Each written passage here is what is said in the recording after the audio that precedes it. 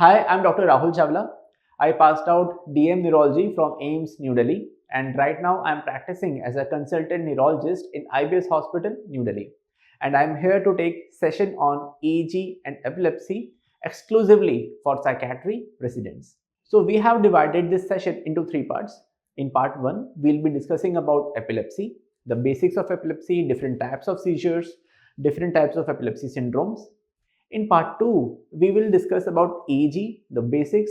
We will see some important epileptiform discharges. In part 3, we will discuss the management and treatment of epilepsy. So starting with part 1, what exactly is a seizure? Seizure, if you see, is a paroxysmal event.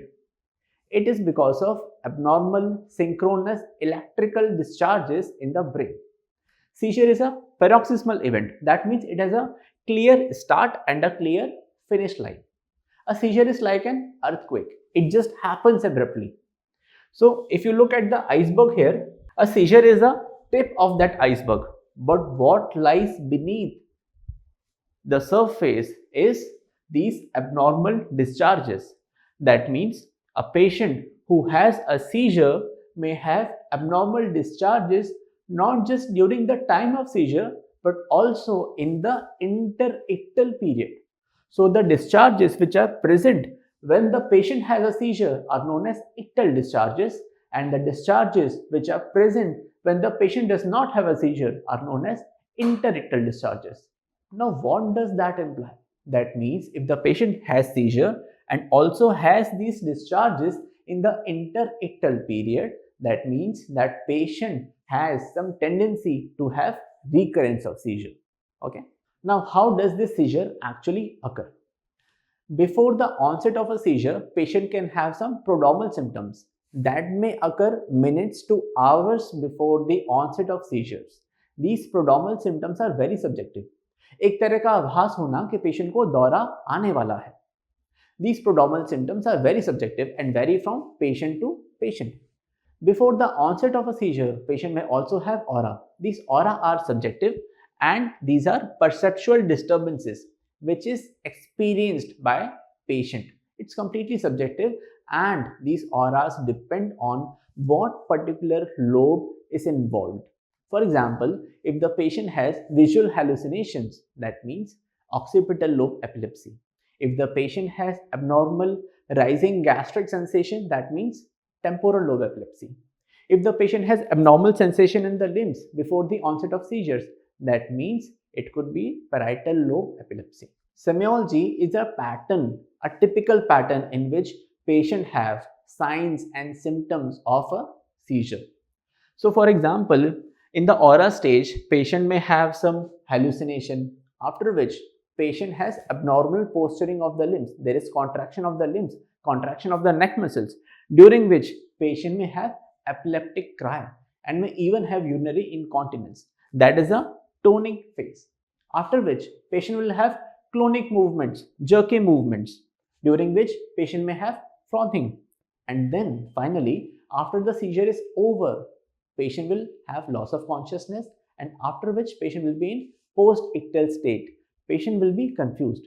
So this whole pattern, the whole progression is the semiology of seizure. Now what are different types of seizures? Seizure can be focal if it is originating from a particular lobe or a particular hemisphere, or a seizure can be generalized. That means it is originating simultaneously from both the cerebral cortex. So generalized seizure means originating from both the cerebral cortex. Focal means from one hemisphere and that as well from a particular lobe. Okay. So a seizure can be tonic seizure, atonic seizure or absent seizure on the basis of symptomology. Tonic seizure means abnormal posturing. Clonic seizure means jerky movements. Absent seizure means blank stare. Okay. Now talking about what are the different causes of seizures? Why do seizures happen at the first place? Talking about structural causes. If there is any structural lesion in the brain, patient can have a seizure. And these are few common structural causes of seizures. Patient may have focal cortical dysplasia, which is a congenital malformation and usually presents with drug-resistant epilepsy. Next, traumatic cause. A seizure can occur because of trauma. If a patient has a traumatic road traffic accident and has a subdural hematoma because of that, patient may land up with seizure. Now let's take a moment and appreciate the CT scan. As you know, this is skull and skull appears bright white on CT scan. And this is blood. Blood also appears bright white in a CT scan. If you can see, there is a concavity here. Okay, the blood lies in a very concave fashion just beneath the skull. That is a subdural hematoma. Okay, if you can see here, there is some asymmetry. The ventricles are shifted to the opposite side. That is what we call it as midline shift. Okay, so a patient with subdural hematoma can also present with a seizure. Stroke can also lead to a seizure. This is how stroke looks like on a MRI scan. So this patient is having right MCA territory infarct. Now how do we appreciate that? This is a diffusion weighted imaging. This is ADC. This is flare. Okay. So any white signal, bright white signal on diffusion, and on the corresponding ADC scan, if you see dark signal, that means patient could be having acute ischemic stroke. Okay. This is the flare image, and corresponding area we also see hyperintensities in the flare. If the flare image is completely normal, patient only has lesion in DWI and ADC, that means patient is having acute stroke within 6 hours. If there is a lesion in the flare that can be seen in the corresponding site, that means the stroke is acute but more than 6 hours duration. Okay, so this patient has a stroke and this stroke can lead to a seizure. Then you have some brain tumors like glioblastoma that can also lead to seizures. Next, coming on to toxic causes. There are many drugs, psychotropic agents, alcohol that may not just precipitate seizures, but also the withdrawal of these agents can also lead to seizures. Besides, there are many medications that can also lower seizure threshold like tramadol, bupropion, SSRIs, amitriptyline. So while prescribing these medications, you have to take a note of that. Then metabolic causes. Any hyponatremia, hypoglycemia, hypocalcemia can precipitate a seizure. Especially common in elderly population, patient presenting with hyponatremia and then having a seizure. Next, immune mediated causes. Patient with autoimmune encephalitis can also present with seizures. These autoimmune encephalitis patients have subacute onset of behavioral symptoms. They might even come to a psychiatrist first, then going to a neurologist. Okay, so we need to know that any subacute onset behavioral symptoms with patients having some atypical movement disorders and history of seizures could be autoimmune encephalitis. Next, infectious causes. Encephalitis can lead to seizures. So here we have MRI scan. This is a T2 scan. Why T2? Because here ventricles are white. It's a flare scan. So we can see T2 and flare hyperintensities in the medial temporal region that is very characteristic of HSV encephalitis. Next is neurocysticercosis. This neurocysticercosis is appreciable on CT scan in the right parietal lobe. Here we can see this hyperdense lesion with hypodensity inside and then a tiny dot inside that lesion. That is an eccentric scolex. If you can visualize the scolex, that makes the diagnosis of a neurocysticercosis. If you can see on the MRI scan, here you can see a hypointense cyst with a hyperintensity inside. Okay, so that is an scolex. This scolex has a perilesional edema and this edema appears as white on flare imaging. Now, how do you treat that neurocysticercosis? You will give anti-seizure medication. You will give steroids to treat the perilesional edema. But before giving cysticidal therapy, make sure that the patient is not having multiple NCCs, or better, refer the patient to a physician or a neurologist. Finally, we have genetic causes of seizures. Okay, so we have idiopathic generalized epilepsies which occur in different age groups and have characteristic seizure types about which we will be studying in coming slides. Then we also have some epileptic encephalopathies and development encephalopathies, mainly found in childhood, wherein they have delayed development milestones and intellectual delays. So now you have a basic idea about what is a seizure, what are the different types of seizure, but how will you manage such a patient in the OPD? So suppose if a patient comes to you with first episode of seizure, how are you going to approach the patient? How are you going to take the history and make diagnosis?